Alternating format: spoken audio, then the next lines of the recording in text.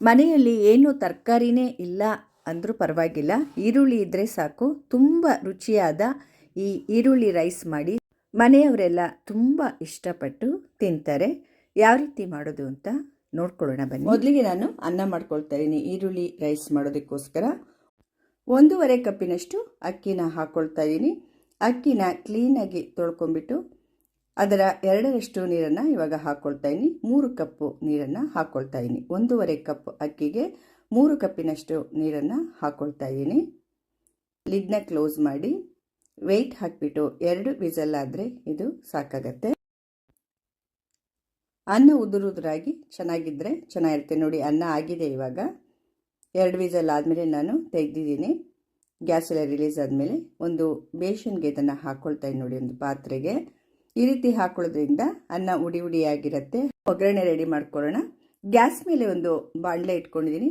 ಅದಕ್ಕೆ 3 ಟೇಬಲ್ ಸ್ಪೂನಿನಷ್ಟು ಎಣ್ಣೆನ ಹಾಕ್ಕೊಳ್ತಾ ಇದ್ದೀನಿ.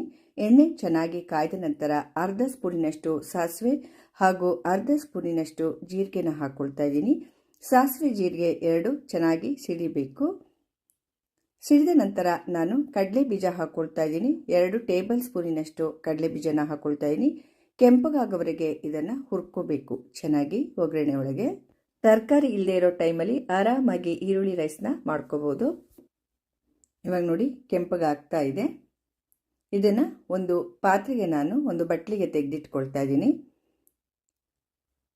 ಈ ರೀತಿ ತೆಗೆದಿಟ್ಕೊಳ್ಳೋದೇನಕ್ಕೆ ಅಂದರೆ ಮೆತ್ತಗಾಗ್ಬಿಡುತ್ತೆ. ನಾವು ಈರುಳ್ಳಿ ಎಲ್ಲ ಹಾಕ್ತೀವಲ್ವ, ಆವಾಗ ಕೊನೆಯಲ್ಲಿ ಹಾಕಿದ್ರೆ ಗರಿಗರಿಯಾಗಿ ಚೆನ್ನಾಗಿರುತ್ತೆ ಅಂದ್ಬಿಟ್ಟು ನಾನು ಕಡಲೆ ಬೀಜನೆಲ್ಲ ತೆಗೆದಿಟ್ಕೊಳ್ತಾ ಇದ್ದೀನಿ.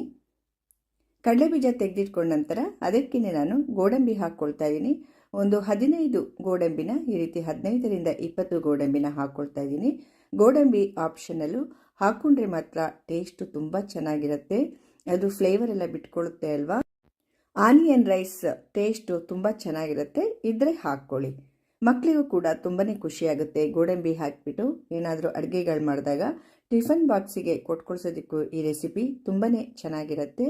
ಇವಾಗ ಗೋಡಂಬಿ ನೋಡಿ ಗೋಲ್ಡನ್ ಬ್ರೌನ್ ಆಗಿದೆ. ಇದನ್ನು ಕೂಡ ನಾನು ತೆಗೆದಿಟ್ಕೊಳ್ತಾ ಇದ್ದೀನಿ. ಮೆತ್ತಗಾಗಬಾರ್ದು ಅನ್ನೋ ಉದ್ದೇಶಕ್ಕೆ ಮಾತ್ರ ನಾನು ತೆಗೆದಿಟ್ಕೊಳ್ತಾ ಇರೋದು. ಆಮೇಲೆ ನಾನು ಈರುಳ್ಳಿ ಹಾಕ್ಕೊಳ್ತಾ ಇದ್ದೀನಿ.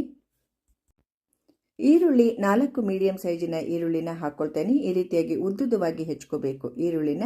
ಆನಿಯನ್ನು ಕಾಣಬೇಕು, ಈರುಳ್ಳಿ ಆನಿಯನ್ ರೈಸ್ನಲ್ಲಿ ಕಾಣಬೇಕು.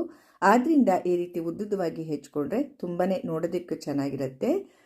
ಹಾಗೂ ತಿನ್ನುವಾಗ ಕೂಡ ಈರುಳ್ಳಿ ಬಾಯಿಗೆ ಸಿಗ್ತಾ ಇರುತ್ತೆ. ಆದ್ದರಿಂದ ಉದ್ದವಾಗಿ ಈರುಳ್ಳಿನ ಹೆಚ್ಕೊಳ್ಳೋದು ತುಂಬ ಒಳ್ಳೆಯದು. ನೋಡಿ, ಇವಾಗ ಈರುಳ್ಳಿ ಕಲರ್ ಚೇಂಜ್ ಆಗಿದೆ. ಸ್ವಲ್ಪ ಎಲ್ಲ ಬ್ರೌನ್ ಆಗ್ತಾ ಇದೆ ನೋಡಿ. ಇವಾಗ 1 ಸ್ಪೂನಿನಷ್ಟು ಶುಂಠಿ ಬೆಳ್ಳುಳ್ಳಿ ಪೇಸ್ಟನ್ನು ಹಾಕ್ಕೋಬೇಕು. ಹಾಕ್ಕೊಂಡು ಶುಂಠಿ ಬೆಳ್ಳುಳ್ಳಿ ಪೇಸ್ಟಿಂದು ಹಸಿ ವಾಸನೆ ಹೋಗೋ ತನಕ ಕ್ಲೀನಾಗಿ ಹುರ್ಕೋಬೇಕಾಗತ್ತೆ. ಫ್ರೈ ಮಾಡ್ಕೋಬೇಕು ಕ್ಲೀನಾಗಿ. ಹಸಿ ವಾಸನೆ ಹೋಗಬೇಕು ಶುಂಠಿ ಬೆಳ್ಳುಳ್ಳಿದು. ಇಲ್ದಿದ್ರೆ ಅದೇ ವಾಸನೆ ಆಗಿಬಿಡುತ್ತೆ. ಆದ್ದರಿಂದ ಇವಾಗ ಇದರದ್ದು ಕೂಡ ಹಸಿ ವಾಸನೆ ಹೋಗಿದೆ ಶುಂಠಿ ಬೆಳ್ಳುಳ್ಳಿ ಪೇಸ್ಟಿಂದು. 1 ಟೊಮೆಟೊ ಹಣ್ಣನ್ನು ಹಾಕ್ಕೊಳ್ತಾ ಇದ್ದೀನಿ. ಒಂದು ದಪ್ಪ ಟೊಮೆಟೊನ ಸಣ್ಣದಾಗಿ ಕಟ್ ಮಾಡಿಬಿಟ್ಟು ಹಾಕ್ಕೊಳ್ತಾ ಇದ್ದೀನಿ. ಟೊಮೆಟೊ ಹಾಕೋದ್ರಿಂದ ಸ್ವಲ್ಪ ಹುಳಿ ಅಂಶ ಸಿಗುತ್ತೆ, ಆದರೆ ಜಾಸ್ತಿ ಹಾಕ್ಕೋಬೇಡಿ. ಈರುಳ್ಳಿದೆ ಫ್ಲೇವರ್ ಜಾಸ್ತಿ ಇರಬೇಕು ಈರುಳ್ಳಿ ರೈಸ್ನಲ್ಲಿ. ಆದ್ದರಿಂದ ಒಂದೇ ಒಂದು ಟೊಮೆಟೊನ ನಾನು ಹಾಕಿದ್ದೀನಿ. ಟೊಮೆಟೊ ಬೇಗ ಮೆತ್ತಗಾಗಲಿ ಅಂತ ನಾನು ಉಪ್ಪನ್ನು ಹಾಕಿದ್ದೀನಿ. 1 ಸ್ಪೂನ್ ಉಪ್ಪನ್ನು ಇವಾಗ ಹಾಕ್ಕೊಂಡಿದ್ದೀನಿ. ಉಪ್ಪನ್ನು ಹಾಕಿದ ನಂತರ ಮತ್ತೆ ಕ್ಲೀನಾಗೆಲ್ಲ ಫ್ರೈ ಮಾಡ್ಕೋಬೇಕು. ಉಪ್ಪು ಹಾಕಿರೋದ್ರಿಂದ ಬೇಗ ಟೊಮೆಟೊ ಮೆತ್ತಗಾಗಿದೆ ನೋಡಿ. ನೋಡಿ, ಚೆನ್ನಾಗಿ ಎಲ್ಲ ಬೆಂದಿದೆ. ಇವಾಗ ಇದಕ್ಕೆ ನಾನು ಇವಾಗ ಪುಡಿಗಳನ್ನ ಹಾಕ್ಕೊಳ್ತೀನಿ. 1 ಸ್ಪೂನಿನಷ್ಟು ಖಾರದ ಪುಡಿ ಹಾಕ್ಕೊಂಡಿದ್ದೀನಿ. 1 ಸ್ಪೂನಿನಷ್ಟು ಧನಿಯಾ ಪುಡಿ, ಅರ್ಧ ಸ್ಪೂನು ಗರಂ ಮಸಾಲ ಪುಡಿ, ಅರ್ಧ ಸ್ಪೂನು ಅರಿಶಿಣದ ಪುಡಿ. ಇದಿಷ್ಟನ್ನು ಹಾಕ್ಕೊಂಡು ಕ್ಲೀನಾಗೆಲ್ಲ ಮತ್ತೆ ಹಸಿ ವಾಸನೆ ಹೋಗಬೇಕು. ಖಾರದ ಪುಡಿ ಅರಿಶಿಣದ ಪುಡಿ ಎಲ್ಲ ಹಾಕಿರ್ತೀವಲ್ವ, ಅದು ಸ್ವಲ್ಪ ಹೊತ್ತು ಈ ರೀತಿಯಾಗಿ ಫ್ರೈ ಮಾಡ್ಕೋಬೇಕು. ಖಾರದ ಪುಡಿನ ನಿಮ್ಮ ಖಾರಕ್ಕೆ ತಕ್ಕ ಹಾಗೆ ಹಾಕ್ಕೊಳ್ಳಿ. ನಾನಿಲ್ಲಿ ಹಾಕಿರೋದು ನಾನು ಮಾಡ್ಕೊಂಡಿರೋ ಅನ್ನಕ್ಕೆ ಹಾಗೂ ಗ್ರೇವಿಗೆ ಕರೆಕ್ಟ್ ಆಗಿದೆ ಇದು. ಇವಾಗ 2 ಹಸಿರು ಮೆಣಸಿನಕಾಯಿನ ಈ ರೀತಿ ಉದ್ದುದ್ದವಾಗಿ ಕಟ್ ಮಾಡಿ ಹಾಕ್ಕೊಳ್ತಾ ಇದ್ದೀನಿ. ಈ ರೀತಿಯಾಗಿ ಹಾಕೋದ್ರಿಂದ ಹಸಿರು ಮೆಣಸಿನಕಾಯಿ ಫ್ಲೇವರ್ ಚೆನ್ನಾಗಿ ಬಿಟ್ಕೊಳ್ಳುತ್ತೆ ಅನ್ನೋದ್ರೊಳಗೆ, ಹಾಗೂ ನೋಡೋದಕ್ಕೂ ಕೂಡ ತುಂಬಾ ಚೆನ್ನಾಗಿ ಕಾಣುತ್ತೆ. ಆದ್ದರಿಂದ ನಾನು ಇವಾಗ ಹಸಿರು ಮೆಣಸಿನಕಾಯಿನ ಹಾಕ್ಕೊಂಡಿದ್ದೀನಿ. ಸ್ವಲ್ಪ ನೀರನ್ನು ಹಾಕ್ಕೊಂಡೆ. ಇವಾಗ ನಾನು ಪುಡಿಗಳೆಲ್ಲ ಹಾಕಿದ್ದೀವಲ್ವ, ಅದು ತಳ ಹಿಡಿಯುತ್ತೆ ಅಂದ್ಬಿಟ್ಟು ನೀರನ್ನು ಹಾಕಿದ್ದೀನಿ. ನೀರಿನ ಅಂಶ ಸ್ವಲ್ಪವಾಗಿ ಇಂಗಬೇಕಿದ್ರಲ್ಲಿ, ನಾವು ಹಾಕಿದ್ದೀವಲ್ವ ಆ ನೀರಿನ ಅಂಶ ಇಂಗಬೇಕು. ಅಲ್ಲಿ ತನಕ ಸ್ವಲ್ಪ ಹೊತ್ತು ಈ ರೀತಿ ಫ್ರೈ ಮಾಡ್ಕೋಬೇಕಾಗತ್ತೆ. ನೀರು ಹಾಕಿದ ಮೇಲೆ ನೋಡಿ ತಳ ಹಿಡಿಯೋದಿಲ್ಲ ಪುಡಿಗಳು, ಆದ್ದರಿಂದ ನಾನು ನೀರು ಹಾಕಿರೋದು. ಗೊಜ್ಜು ಕೂಡ ಇದು ತುಂಬಾ ಚೆನ್ನಾಗಿರುತ್ತೆ, ಸ್ವಲ್ಪ ನೀರು ಹಾಕ್ಕೊಂಡ್ರೆ ಒಳ್ಳೆಯದು.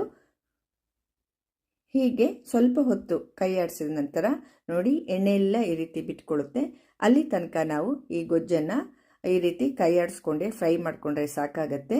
ಇದಕ್ಕೆ ಇವಾಗ ಸ್ವಲ್ಪ ಕೊತ್ತಂಬರಿ ಸೊಪ್ಪನ್ನು ಹಾಕ್ಕೊಳ್ತಾ ಇದ್ದೀನಿ. ಕೊತ್ತಂಬರಿ ಸೊಪ್ಪು ಹಾಕಿ ಸ್ವಲ್ಪ ಹೊತ್ತು ಈ ರೀತಿ ಫ್ರೈ ಮಾಡ್ಕೋಬೇಕು.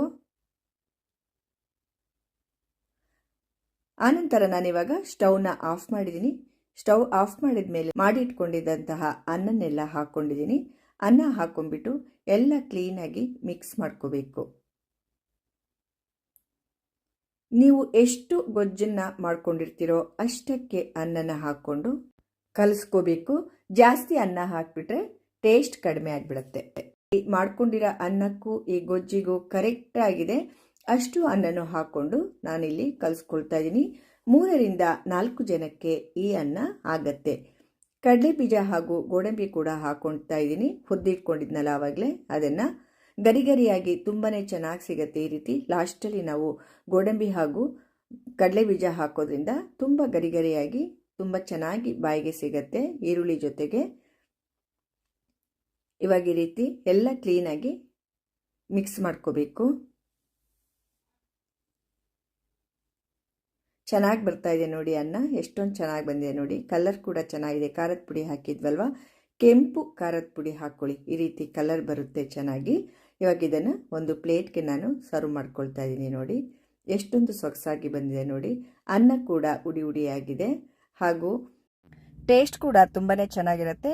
ಲಂಚ್ ಬಾಕ್ಸಿಗೆ ತುಂಬ ಒಳ್ಳೆ ರೆಸಿಪಿ ಇದು ಹಾಗೂ ಡಿಫ್ರೆಂಟ್ ಟೇಸ್ಟ್ ಇದೆ. ಬ್ಯಾಚುಲರ್ಸ್ ಅಂತೂ ತುಂಬ ಚೆನ್ನಾಗಿ ಮಾಡ್ಕೋಬೋದು, ಕಷ್ಟ ಇಲ್ಲ ಏನು, ಆರಾಮಾಗಿ ಮಾಡ್ಕೋಬೋದು. ಮಕ್ಕಳಿಗೆ ಟಿಫಿನ್ ಬಾಕ್ಸಿಗೆ ಹಾಕೊಡ್ಬೋದು. ಎಲ್ರಿಗೂ ಬೆಳಗಿನ ಟಿಫಿನ್ ಇದು ತುಂಬಾ ಚೆಂದ ಅನಿಸುತ್ತೆ. ಡ್ಯೂಟಿಗೆ ಹೋಗೋರಿಗೆ, ಮನೇಲಿರೋರಿಗೆ ಎಲ್ರಿಗೂ ಚೆಂದ ಅನಿಸುತ್ತೆ. ಮನೆಯಲ್ಲಿ ಏನು ತರಕಾರಿ ಇಲ್ಲ ಅಂದಾಗ ಥಟ್ ಅಂತ ಮಾಡ್ಕೊಂಡ್ಬಿಡ್ಬೋದು ಅದನ್ನ. ಈರುಳ್ಳಿ ಒಂದಿದ್ರೆ ಸಾಕಾಗತ್ತೆ. ಈರುಳ್ಳಿ ಒಂದೇ ಒಂದು ಟೊಮೆಟೊ, ಅಕಸ್ಮಾತ್ ಟೊಮೆಟೊ ಇಲ್ಲ ಅಂದರೆ ಒಂದು ಅರ್ಧ ಕಪ್ಪು ಮೊಸರು ಹಾಕ್ಕೊಳ್ಳಿ. ಪುಡಿಗಳು ಹಾಕ್ತಿರಲ್ವ ಆ ಟೈಮ್ನಲ್ಲಿ ಒಂದು ಅರ್ಧ ಕಪ್ಪು ಮೊಸರು ಹಾಕ್ಕೊಂಡ್ರೆ ನಡೆಯುತ್ತೆ. ಟೊಮೆಟೊ ಇಲ್ಲ ಅಂದರೆ, ಟೊಮೆಟೊ ಇದ್ದರೆ ಟೊಮೆಟೊನೇ ಹಾಕಿ. ಈರುಳ್ಳಿ ಒಂದಿದ್ರೆ ಈ ರೈಸ್ ಪಟಾಪಟ್ ಅಂತ ರೆಡಿಯಾಗಿಬಿಡತ್ತೆ. ನಿಮಗೆಲ್ಲ ಈ ಈರುಳ್ಳಿ ರೈಸ್ ತುಂಬ ಇಷ್ಟ ಆಗಿದೆ ಅಂದ್ಕೊಂಡಿನಿ. ದಯವಿಟ್ಟು ನನ್ನ ಚಾನಲ್ಗೆ ಸಬ್ಸ್ಕ್ರೈಬ್ ಆಗೋದನ್ನು ಖಂಡಿತವಾಗಿ ಯಾರು ಮರೆಯಬೇಡಿ. ಲೈಕ್ ಮಾಡಿ, ಶೇರ್ ಮಾಡಿ ಹಾಗೂ ಕಮೆಂಟ್ಸ್ ಮೂಲಕ ತಿಳಿಸಿ ಅಂತ ಹೇಳ್ತಾ ಎಲ್ಲರಿಗೂ ನನ್ನ ಧನ್ಯವಾದಗಳು. ಮುಂದಿನ ರೆಸಿಪಿಯೊಂದಿಗೆ ಮತ್ತೆ ಸಿಗ್ತೇನೆ. ನಮಸ್ಕಾರ.